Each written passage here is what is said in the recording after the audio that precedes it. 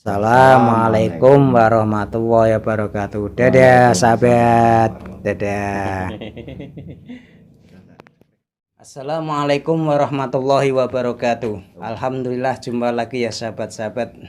Kita di acara biasa kita bercerita sambil bersolawat dan hiburan sambil bercerita-cerita yang mudah-mudahan bisa manfaat dan menghibur kita semua ya. Dan kali ini ada yang beda, saya ditemani dua sahabat saya, Mas Rohanto alias Geleput, dan yang sebelah sini adalah Pak Irfan.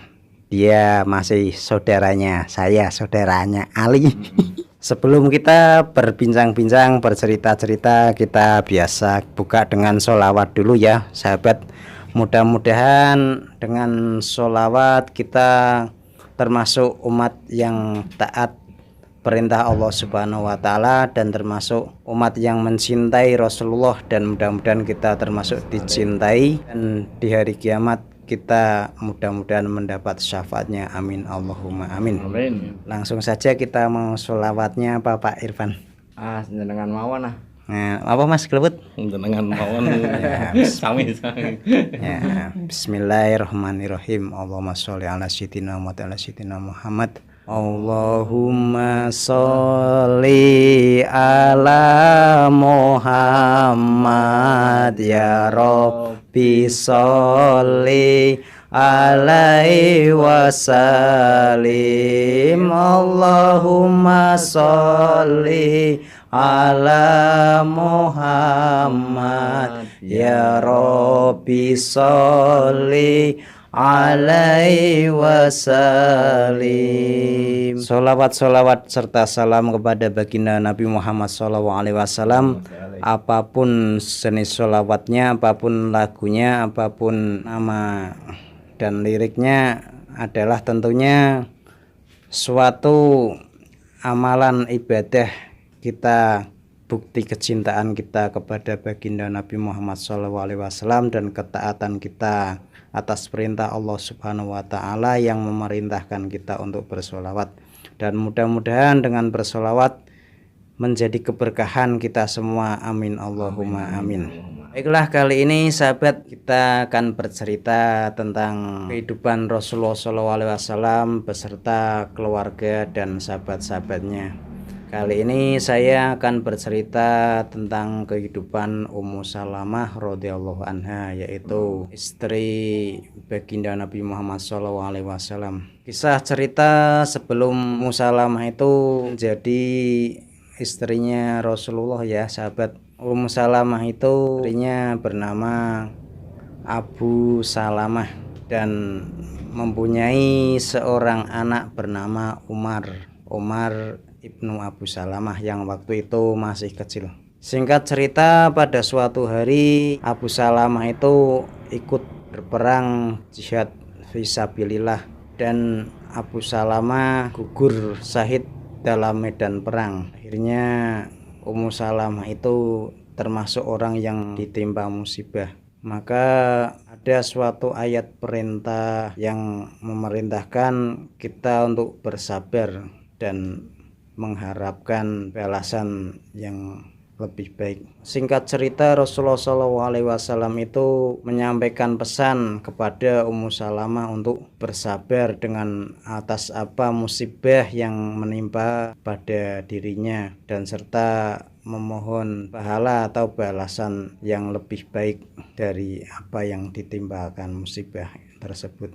Akhirnya Ummu Salamah pun bersabar dan mengucapkan kalimat irtija, yaitu innalillahi wa inna ilaihi rojiun, yaitu mengembalikan sesuatu kepada Allah Subhanahu wa Ta'ala.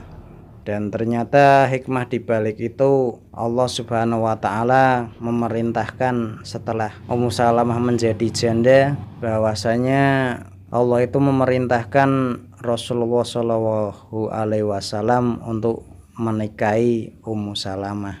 Nah, dari itu sahabat ya, bahwa ternyata benar Ummu Salamah itu bersabar dan berdoa untuk mendapatkan ganti yang lebih baik.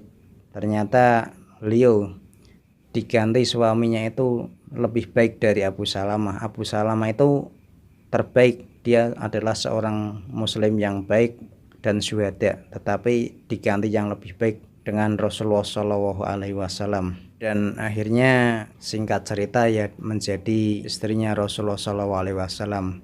Jadi Rasulullah Shallallahu Alaihi Wasallam itu menikah dengan beberapa istri itu bukan karena keinginan atau hawa nafsu, tapi karena atas dasar perintah Allah Subhanahu Wa Taala. Singkat cerita ini saya mau bercerita pernak-pernik kehidupan rumah tangganya dengan Ummu Salamah ya sahabat. Ummu Salamah itu kan mempunyai anak bernama Umar. Umar waktu itu masih kecil. Pernah suatu ketika itu Umar berarti dalam asuhannya Rasulullah. Waktu itu cara jamuan makan bersama Rasulullah SAW dan keluarganya juga. Tentunya ada meja dan hidangan makanan ya sahabat-sahabat.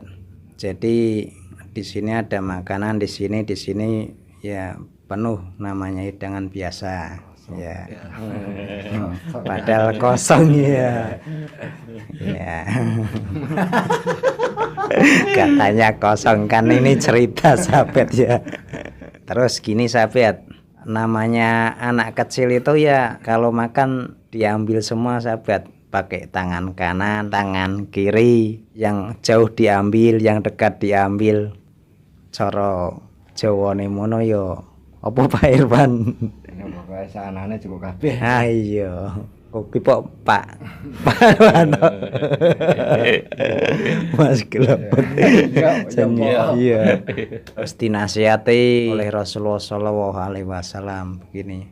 Nak, ambillah yang paling dekat dengan tangan kanan lalu baca bismillah, itu nasihat Rasulullah SAW. Sejak saat itu maka Umar anaknya Ummu Salamah itu selalu menaati nasihat Rasulullah SAW.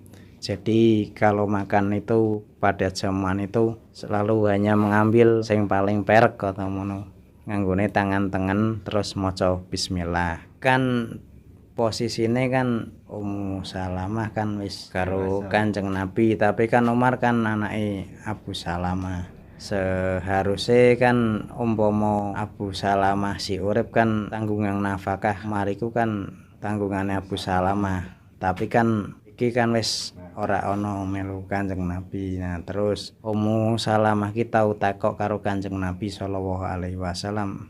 Kanjeng Nabi kan Umar kan anake Abu Salamah, kata mono kan yo nek tak nafkahi aku kan dia kan anakku juga ugi, maka aku dapat pahala ugi. Jare Kanjeng Nabi yo ora apa-apa sampean entuk pahala. Ya rumah nambe, Pak. Iya.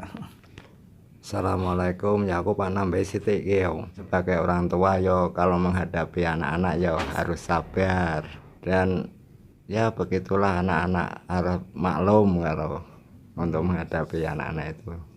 Bukankah sabar itu separuh dari iman, dan sempurnanya iman itu yakin. Itulah sebagai orang tua itu benar-benar harus sabar untuk menghadapinya. Pokok kuwi Pak Bro. Pri Mas Roanto. Mendel mawon. Memang betul sahabat ya apa yang dikatakan Pak Irfan. Dan kisahnya Ummu Salamah sudah selesai, tapi kalau mau dilanjut ada kisah lagi tentang bab makan-makan bersama Rasulullah. Ceritanya bukan dengan Ummu Salamah lagi, dengan sahabat Ibnu Abbas dan Khalid bin Walid di rumahnya Maimunah. Maimunah itu bibinya Ibnu Abbas, juga bibinya sahabat Khalid bin Walid. Mereka berdua itu sama-sama keponakannya. Ceritanya begini, ceritanya itu kan Rasulullah itu ke tempat Maimunah. Di sana itu disuguhi hidangan, di antaranya ada kadal panggang yang dibawa oleh adiknya Maimunah. Hidangan makanannya itu ada kadel panggangnya, lain ya makanan biasa lah. Wader buso wes. Iya. Biasanya Rasulullah itu kalau mau makan itu tanya dulu ini makanan apa. Kanjeng Nabi kuwi ora teko langsung tangan iku arep nyekel panganan kuwi. Terus para pelayan wanita pada ngomong sendiri sama temannya pelayan itu, kasih tahu Rasulullah sebelum dimakan, cepat kasih tahu. Dikasih tahu, ya Rasulullah sesungguhnya itu adalah kadel panggang. Lalu Rasulullah itu tangannya diurungkan, nggak jadi dimakan kadel panggang. Soalnya retene ke wader buso kuwi. Akhirnya Khalid bin Walid kan ada di situ, dan ini yang cerita itu Ibnu Abbas. Ibnu Abbas itu ya juga di situ karena keponakannya ikut juga dalam rombongan. Lalu Khalid bin Walid juga ikut, dia juga keponakannya Bibi Maimunah. Nah terus Khalid bin Walid itu tanya kepada Rasulullah, ya Rasulullah, apakah kadel itu haram? Kok ora sido dipangan apa haram Kanjeng Nabi? Mboten, sehari Kanjeng Nabi. Mboten haram, cuma ora biasa, bukan biasa satu yang dimakan di daerah kami.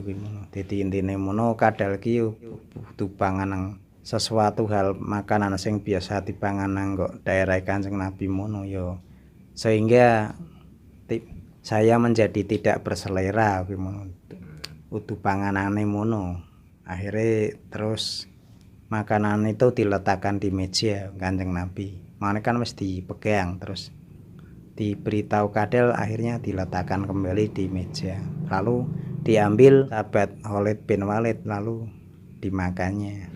Tapi Rasulullah itu tidak berkomentar apa-apa setelah dimakan Khalid bin Walid. Jadi ya intinya ya tidak apa-apa, hanya saja Rasulullah itu ya tidak suka, tapi dia tidak mengharamkan. Itu dalam ceritanya kadel ya sahabat, mungkin kadel gurun, kadrun apa kadel apa ya nggak tahu. Kalau di sini ya nggak lazim ya makan kadel itu. Tapi kan ini hanya cerita dan pembahasan tentang ilmu fikih ya sahabat, dari cerita dalam sumbernya hadis Imam Bukhari. Baiklah sahabat-sahabat, kiranya kita cukupkan saja ya cerita-cerita ini, dan mudah-mudahan bisa bermanfaat untuk kita semua. Apa saja yang menjadi manfaat itu dan kita ambil, dan segala kebaikan itu datangnya dari Allah Subhanahu wa taala yang menjadikan manfaat bila ada manfaat dan barokahnya ya.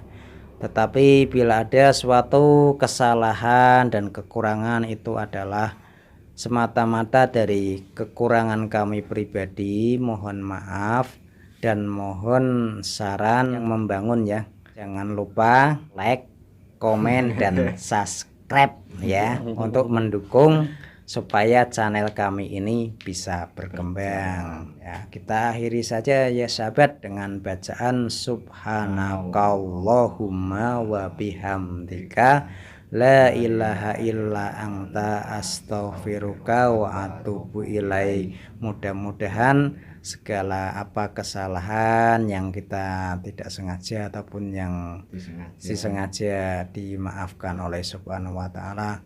Akhirul kalam, wabillahi taufik wal hidayah. Wassalamualaikum warahmatullahi wabarakatuh. Dadah sahabat, dadah.